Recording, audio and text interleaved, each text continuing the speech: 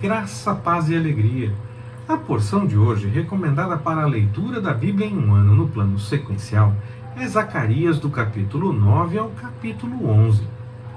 O profeta Zacarias começou a profetizar cerca de 2 meses depois que o profeta Ageu também tinha começado a profetizar. Você pode comparar e conferir isso comparando Ageu capítulo 1, versículo 1 e Zacarias capítulo 1, versículo 1. A mensagem profética de Zacarias e de Ageu era de encorajamento acerca das obras de restauração do templo, principalmente. Não apenas isso, mas eles são lembrados, por exemplo, no livro de Esdras, por conta dessa realidade. E também, claro, nós vemos nos 2 livros muitas outras revelações sobre as bênçãos futuras para a nação que o Senhor tinha reservado. Aparentemente, Zacarias permaneceu mais tempo no ministério profético, ou, pelo menos, nós temos mais informações registradas em seu livro que no livro do profeta Ageu. Eles podem ter feito e falado muito mais do que o que está registrado em seus livros. O que nós temos foi aquilo que foi considerado mais importante, aquilo que o Espírito Santo direcionou para que ficasse registrado. Então nós não temos como saber quem atuou mais tempo no ministério profético, mas em relação ao que nós temos de registros, do que nós temos nos livros, Zacarias tem um livro maior e tem muito mais informação, parece cobrir um período de tempo muito maior que o tempo do profeta Ageu, no que diz respeito aos textos. Eles podem ter feito muito mais coisas e falado muito mais coisas, é verdade. Depois de um começo de reconstrução que foi rápido, o povo teve que esperar e parar um pouquinho. Tiveram receio diante da oposição e da ordem de um dos reis que cuidava de uma das nações, que tinha ali a responsabilidade de conjuntamente estar liderando o povo entre aqueles que estavam ainda no exílio. O povo estava em vários locais diferentes, havia reis diferentes comandando, não havia um único rei comandando, então não adiantava buscar a ordem, se buscasse a ordem com aquele que de fato deu a autorização de volta, seria fácil ele relembrar e dizer, não, tem sim, é só pegar lá o registro tal, nós encontramos facilmente. Mas havia outros reis, como eu disse, havia aquela possibilidade de ter reis apenas de uma cidade ou de um grupo, de um pedaço específico. Eles atuavam em conjunto, ou eram rivais, um esperando a hora de invadir o espaço do outro. Havia várias possibilidades, havia uma dinâmica muito grande com relação a isso. E eles consultaram um dos reis e disse, não é para continuar até que tenhamos a confirmação.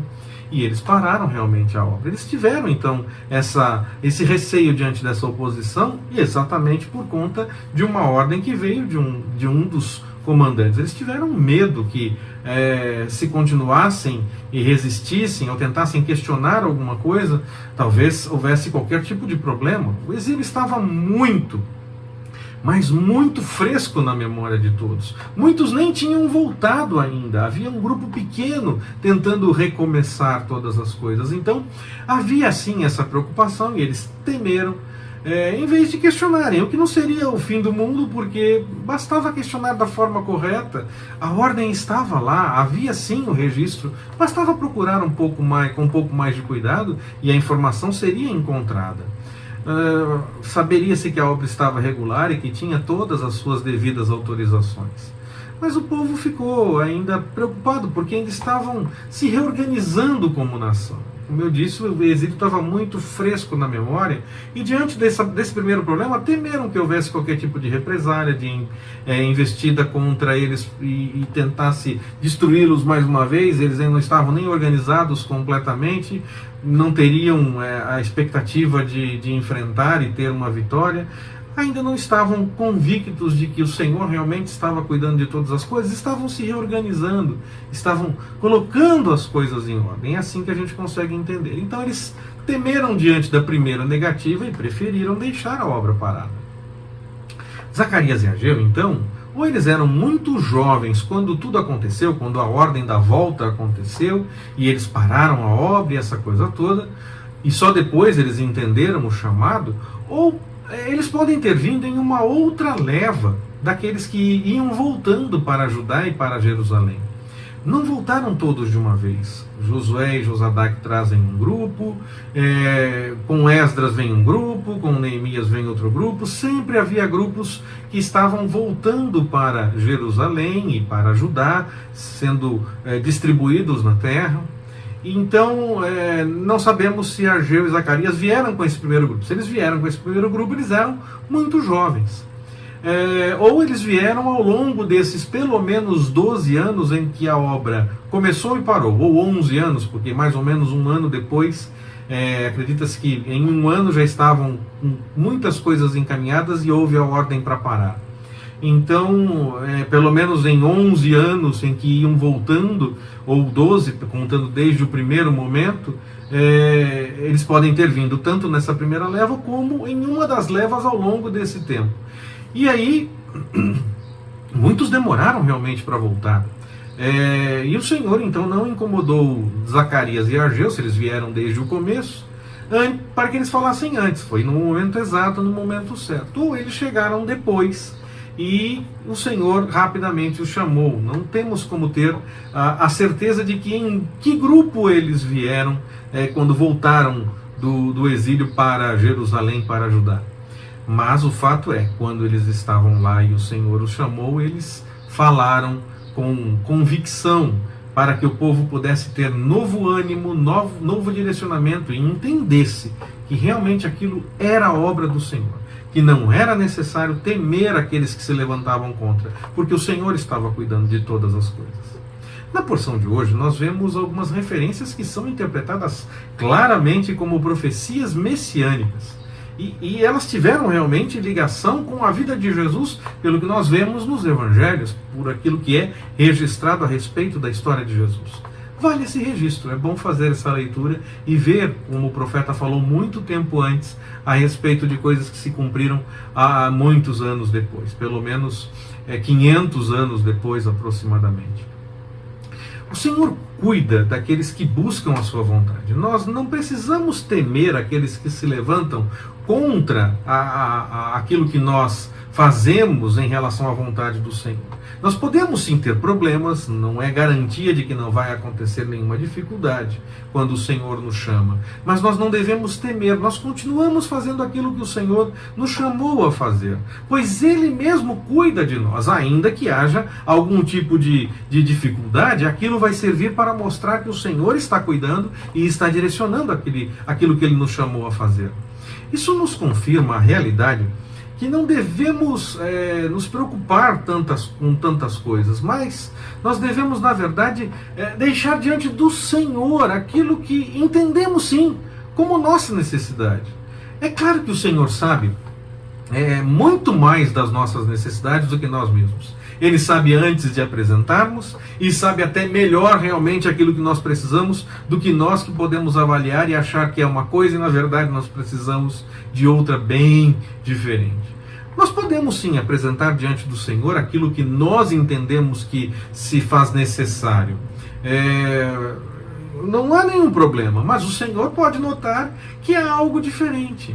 Nós podemos apresentar a nossa inquietação e dizer que gostaríamos de tal coisa, mas sempre submissos à vontade do Senhor, porque o Senhor pode entender que há algo muito melhor a ser feito do que apenas aquilo que nós estamos achando que já é suficiente.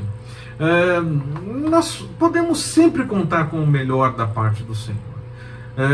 Agora, declarando sim a nossa confiança, quer já clamando para que o Senhor manifeste a sua vontade, ou dizendo, nós temos sim uma inquietação, como no caso do texto de Zacarias, havia uma falta de chuva, e aquilo foi apresentado diante do Senhor.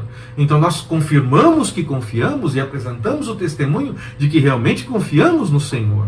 Mas nós precisamos ter consciência que o Senhor vai fazer aquilo que é o melhor, vai nos atender da melhor forma e não apenas da forma como nós apresentamos a nossa necessidade. Sempre será o melhor da parte do Senhor. Quer Ele faça exatamente o que nós notamos, quer Ele faça algo totalmente diferente. Temos que estar prontos para entender a bênção que o Senhor derrama sobre a nossa vida quando ela não é exatamente da forma como nós a imaginávamos que seria a melhor forma. Mas nós precisamos seguir também as orientações do Senhor em todo o tempo, em cada momento da nossa vida, em cada situação que nós vivemos, devemos aplicar sim as orientações do Senhor. Principalmente quando nós temos uma posição de liderança, quando o Senhor nos destaca até mesmo para cuidar de outras pessoas. Cada um sempre será responsável por cada um dos seus erros, mas o líder acaba sendo sempre mais cobrado diante de uma situação quando ele leva o povo a um entendimento errado, ou leva o povo a seguir pelo caminho do erro. Todos serão cobrados por seguir pelo caminho do erro. Nós vimos isso, por exemplo, no livro do profeta Jeremias, quando ele clama ao Senhor, deixa claro que a liderança está encaminhando a coisa errada, e o Senhor diz, não, mas todo mundo foi. Mas a liderança é sim mais cobrada. A quem muito é dado, muito é cobrado. Ainda assim, quem acabar seguindo pelo erro por conta de uma liderança que encaminha para o erro de forma deliberada, ou até mesmo por um engano próprio, e deixa dessa forma a vontade do Senhor, essa pessoa, esse que segue por esse caminho errado, ainda poderá sim ter o cuidado do Senhor quando deixar de lado o erro e buscar o entendimento de acordo com o que o Senhor de fato revela. Até mesmo a liderança, se ainda tiver tempo para arrependimento e para mudança, pode chegar a esse ponto. Afinal, o desejo do Senhor aponta para o convite na direção da mudança. Às vezes não dá tempo, é verdade. Às vezes as coisas acontecem e a história segue o seu rumo e não dá mais tempo de colocar tudo em ordem. Mas ainda assim, fica o convite para todas as outras pessoas que tiveram o acompanhamento daquela história e viram as coisas que estavam acontecendo, e a elas ainda foi dado tempo, foi dado a chance de fazer essa correção, essa mudança e essa conversão para seguir debaixo da orientação do Senhor. O Senhor sempre quer cuidar dos oprimidos e lhes oferecer a chance da conversão de fato. Nós precisamos assumir que temos mesmo uma grande necessidade do cuidado do Senhor. Que Ele nos abençoe. Forte abraço, até mais, permitindo o Senhor.